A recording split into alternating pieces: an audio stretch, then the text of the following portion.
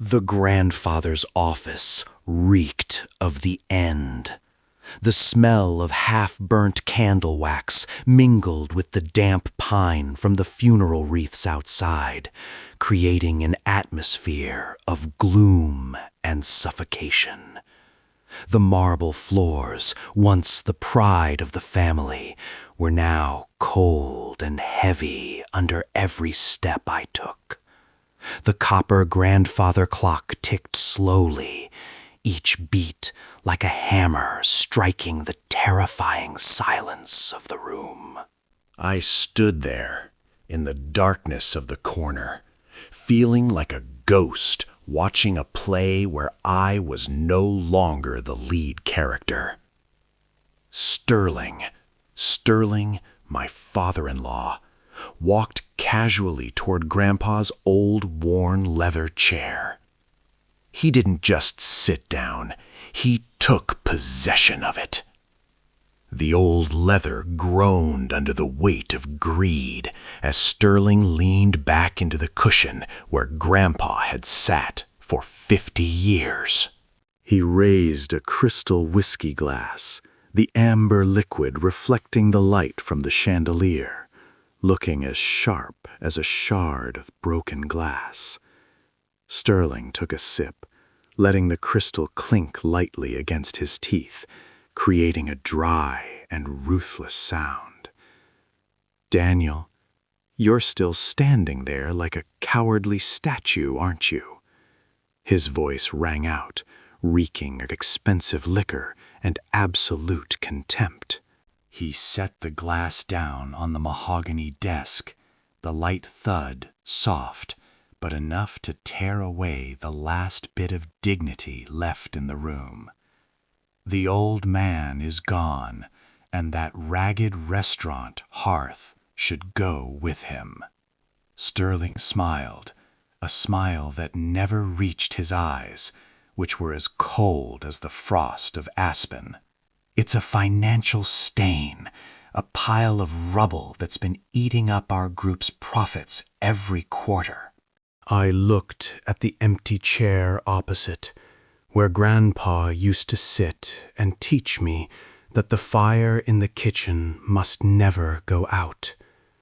"That was his life's work, Father," I said, my voice low and vibrating like distant thunder beyond the mountains. Sterling burst out laughing, a hoarse laugh full of the arrogance of a man who believes he holds every market in his hand. "Life's work doesn't pay the bills, Daniel." You failed at the group 5 years ago, kicked out of your management position for your mediocrity. Don't think that the dirty apron you've worn in the kitchen for 5 years gives you the right to speak in this office. Sterling reached out, adjusting the diamond bracelet on his wrist, a crude display of wealth. "I've signed the order to sell that land to a high-rise construction group." "And you, Daniel, will be the first person I fire from those ashes."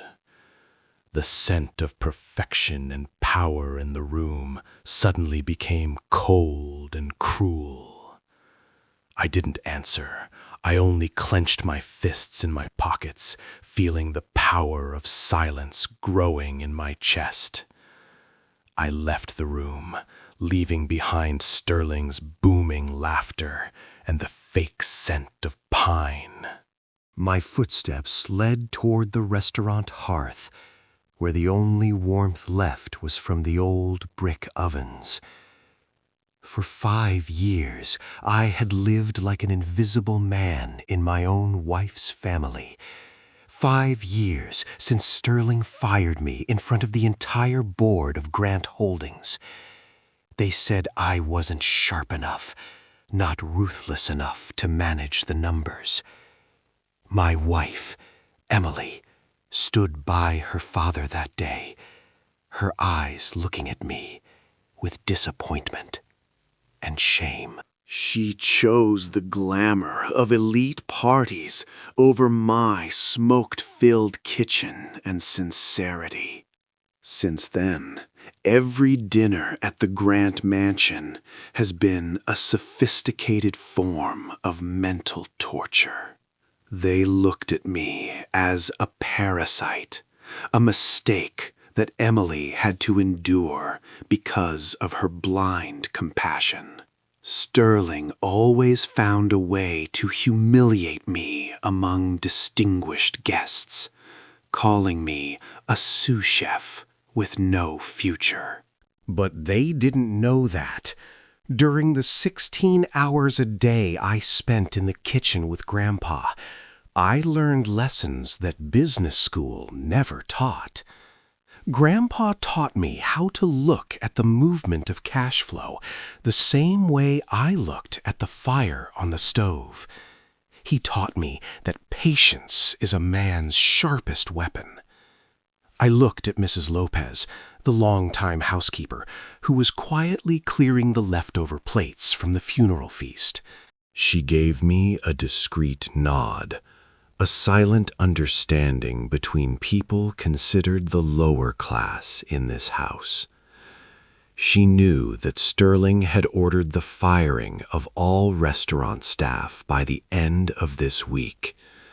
Sterling wanted to wipe out every trace of Grandpa, to build soulless concrete blocks named after himself. I walked into the dark kitchen, the cold from the window making me shiver. I touched the cold stainless steel table, feeling the loneliness surrounding me like polished chains. They thought I was a loser, someone who had lost his grip on his life. But I had silently rebuilt everything from the ruins they threw me into.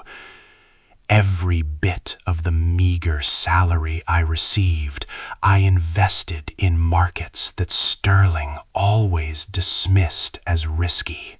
I spent 5 years waiting for this moment. The moment when their overconfidence would become the trap that imprisons them.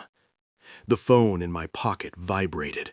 A notification from the secure trust fund Aldridge Private Wealth appeared on the screen. The Morning Star account has completed the transfer of share control. I smiled, a faint reflection on the oven glass. Sterling thought he could sell Hearth like selling an old toy. He didn't know that the person he just fired was the one holding the fate of the entire group he worshipped. My silence was not cowardice, Father. It was the preparation for a lesson you will never forget.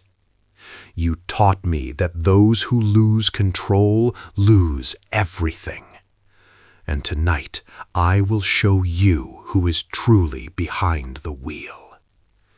The crystal chandeliers in the dining hall of Hearth tonight cast a sallow and artificial light.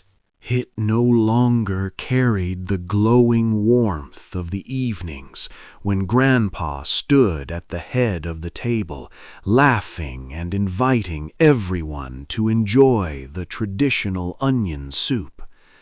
Instead, there was a cold glamour, a polished shell built to cover the rot of greed. The scent of old oak and warm fire, the soul of this place, had been overwhelmed by expensive perfume and the wine of those who only know numbers. Sterling stood in the center of the hall, holding a champagne glass like a crown, his smile radiant but empty. He called this a tribute party, but in reality it was a sacrifice, where my family's legacy was being auctioned off to powerful sea-encroaching developers. I stood at the back of the hall, still clutching a drink tray, feeling the weight of contempt pouring toward me. Sterling waved me over, acting as if he were calling a loyal pet to show off to his friends. "Come here, Daniel. Don't hide in the shadows forever," he said loudly, enough for all the VIP guests to turn their heads. "I want to introduce you all to Daniel, my precious son-in-law, who has spent the last 5 years studying the art of washing dishes." Laughter erupted, sharp and dry like the sound of glass shattering on the floor. I saw Emily standing next to a young congressman. She was wearing a brilliant red dress, but her eyes avoided mine. She lightly touched up her lipstick, hiding her embarrassment with a well-rehearsed social smile. "He's always been such a humble person," Emily said, her voice thin and full of compromise. Sterling slapped my shoulder hard, a condescending pat that made the wineglass in my hand vibrate. Yes, humble enough to lose his career at Grant Holdings just to come here and chew on the old man's ashes. But don't worry, we're here tonight to liberate you, Daniel. This land will be reborn as the most luxury high-rise complex in the Bay, and the outdated onion soups will be replaced by modern stock exchange floors. Sterling took a sip of wine, letting the taste of triumph soak into his tongue. I looked at his arrogant face, feeling a current run down my spine. His humiliation today was the fuel for the fire smoldering in my soul. Every mockery, every slight smile was recorded and kept carefully in my bank of revenge. I noticed Charles Denning, Grandpa's veteran lawyer, standing in the corner, holding an old black folder. Our eyes met for a second, a nod almost impossible to detect, full of mystery and certainty. Just then, the phone in my pocket vibrated repeatedly. A message from Aldridge Private Wealth appeared as a final confirmation. The cross-ownership transaction has been successfully triggered.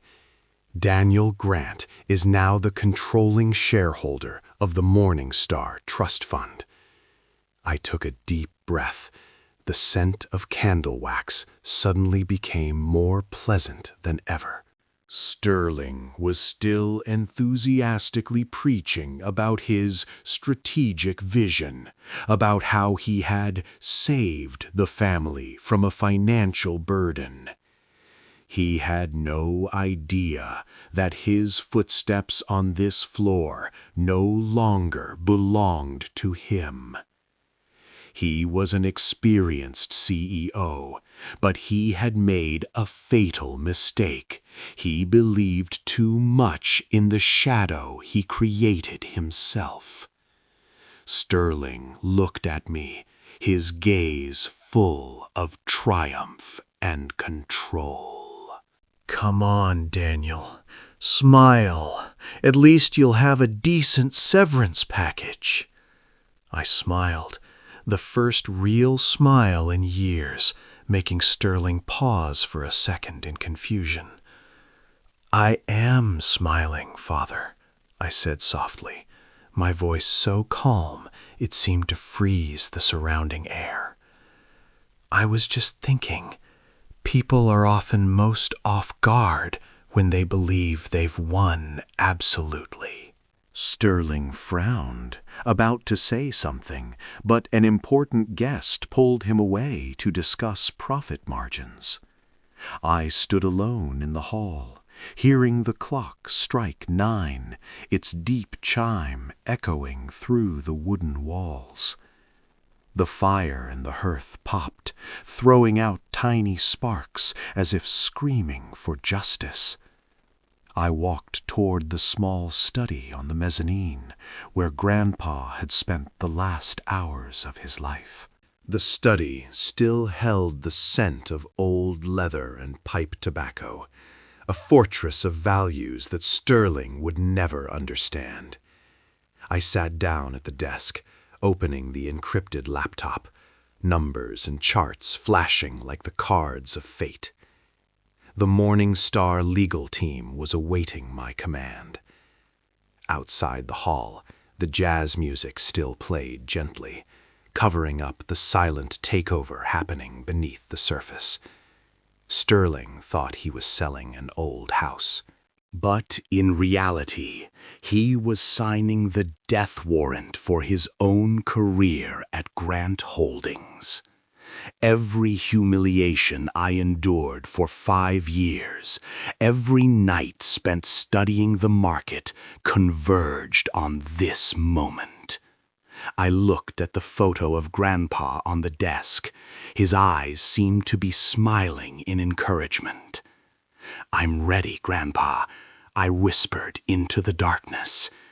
"Tonight, the fire of Hearth will not go out. It will flare up to burn away the lies and greed that have surrounded this place for too long." I pressed the final enter key on the keyboard, a feeling of absolute freedom flooding my mind. The true will, the legacy of fire and blood, was ready to be announced, and this time no one would be able to stop its power. The boardroom of Grant Holdings was colder than usual today. The surrounding glass walls towered high, revealing the gray aspen sky and snow starting to fall thick, as if to bury the entire city. The scent of new paper, printer ink, and Sterling's expensive cigar created a heavy and stifling atmosphere. Sterling sat at the head of the long mahogany table, as arrogant as an emperor preparing to sign a treaty of partition. He wore a custom-made navy suit, his white shirt cuffs revealing solid gold cufflinks.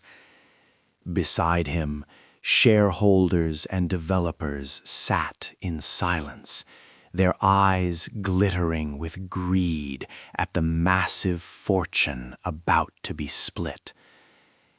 Emily sat opposite me, her hand constantly twisting her diamond ring, her eyes never once daring to look directly at her husband.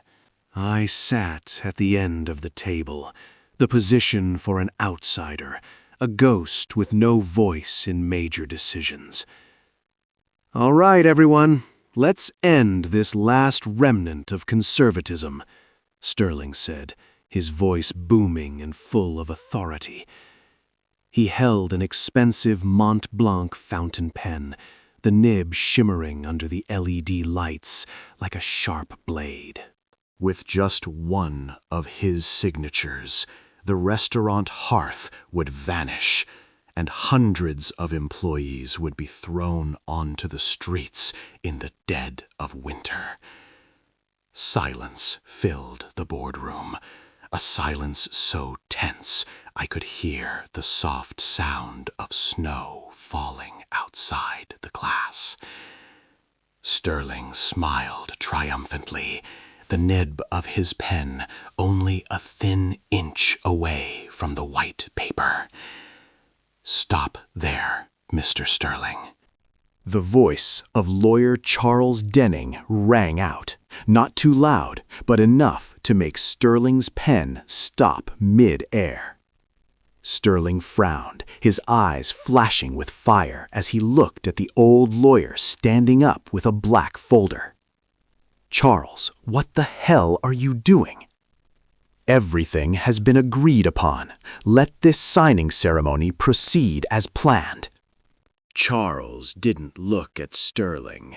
He opened the folder, his voice remaining professional and cold, like someone holding the truth.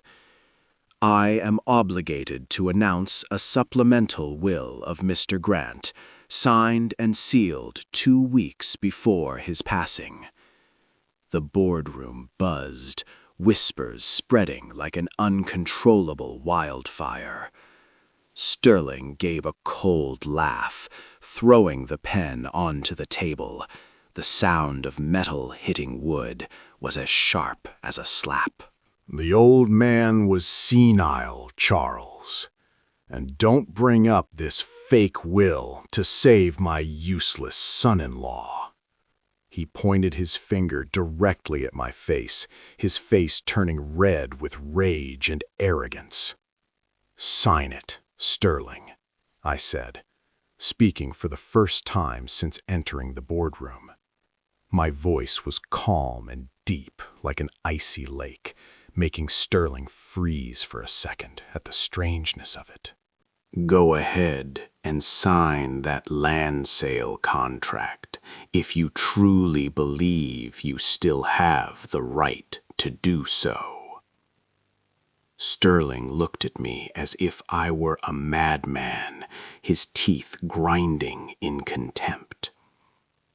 Who do you think you are to challenge me? Lawyer Charles Denning cleared his throat and began reading the words in the supplemental will, each word falling heavily like a stone. Grandpa stipulates that the entire 51% of voting shares of the Morning Star Trust Fund, the fund that holds the ownership of Hearth and the entire beach plot, will be handed over to Daniel Grant. A sudden silence fell, a silence so terrifying one could hear their own racing heart. Sterling's face turned from red to white as a corpse in a single breath. What? Morning Star? That's the investment fund that's been buying up Grant Holdings' debt for the last 6 months? Sterling stammered, his hands beginning to shake slightly, the wine glass on the table vibrating with his tremor. I stood up, no longer looking like a shy sous chef.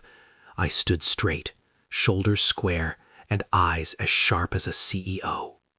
Grandpa didn't leave me money, Father, I said, each word sharp as a razor piercing through Sterling's pride. He left me the right to choose, and my choice is to protect what he spent his whole life building. Sterling screamed, slamming his hand onto the table. His roar echoed through the boardroom, but sounded weak and desperate. "I'll sue! This is a fraud!" You brat! You don't have a penny to your name. Where did you get the right to control Morning Star? I pulled out my phone, the screen showing the finalized notification from Aldrich Private Wealth with the figure of $30 billion. You've always despised those who lose control, haven't you, Sterling? You thought you won when you kicked me out of the group 5 years ago. But in reality, you were just helping me shed the chains so I could build my own empire. I walked closer to Sterling, looking directly into his eyes, which were dilated with horror. With this 51% of voting shares, I am officially suspending all your positions in the trust fund and Hearth. And right here, as the chairman of Morning Star, I am firing you from the board of directors for this project. Sterling recoiled, his legs stumbling and accidentally knocking over the red wine glass on the table.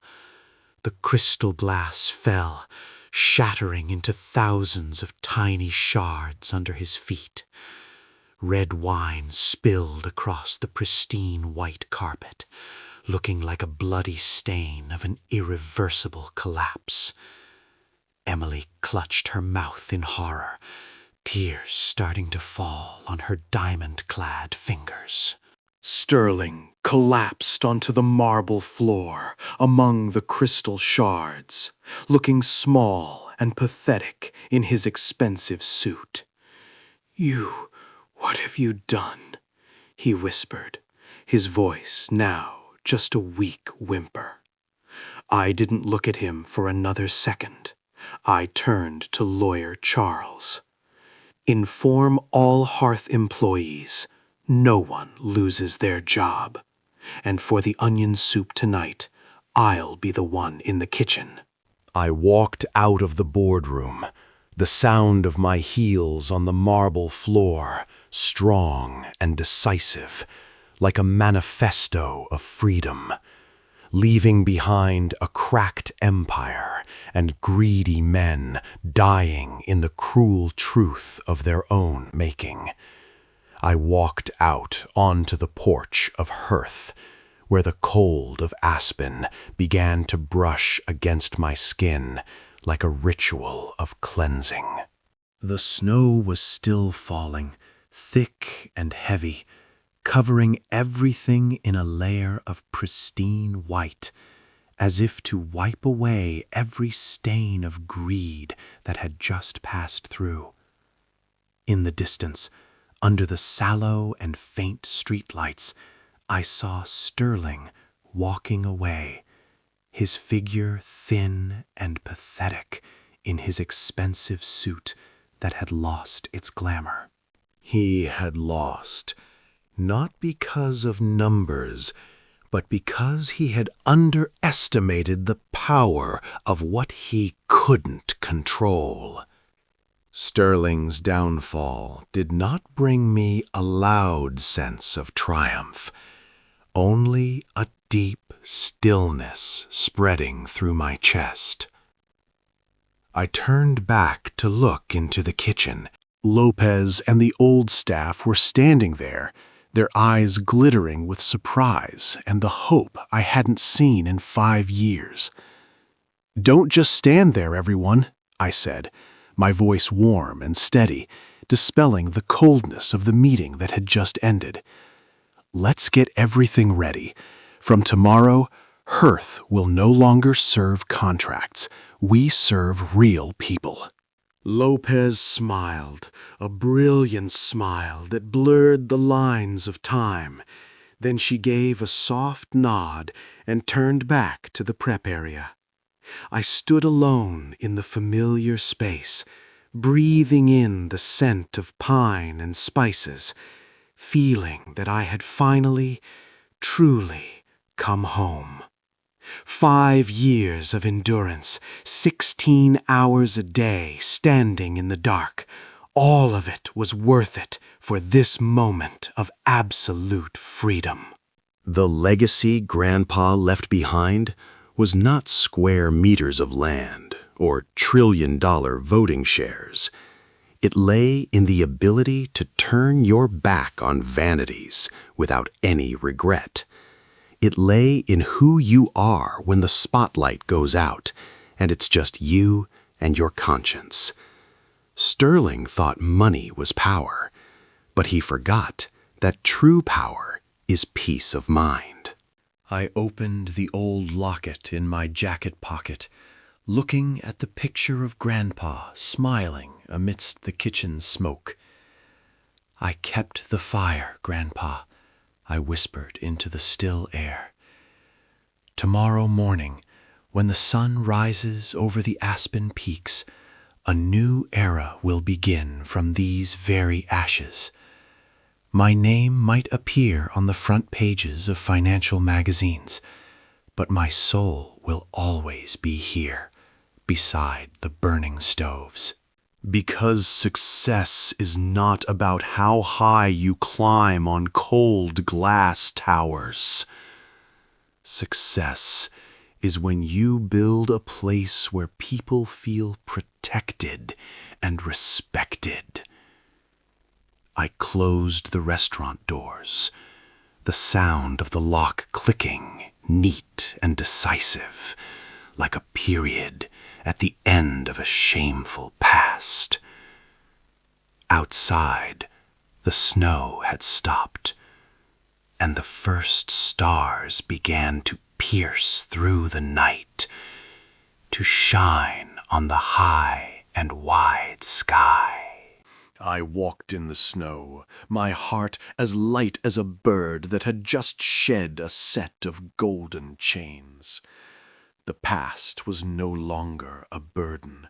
It had become the solid foundation for me to move forward. The story of Hearth will continue, and this time it will be written with sincerity and love, not with dominance or fear. Goodbye, Sterling. Goodbye, illusions of soulless power. The real fire has only just begun to burn tonight.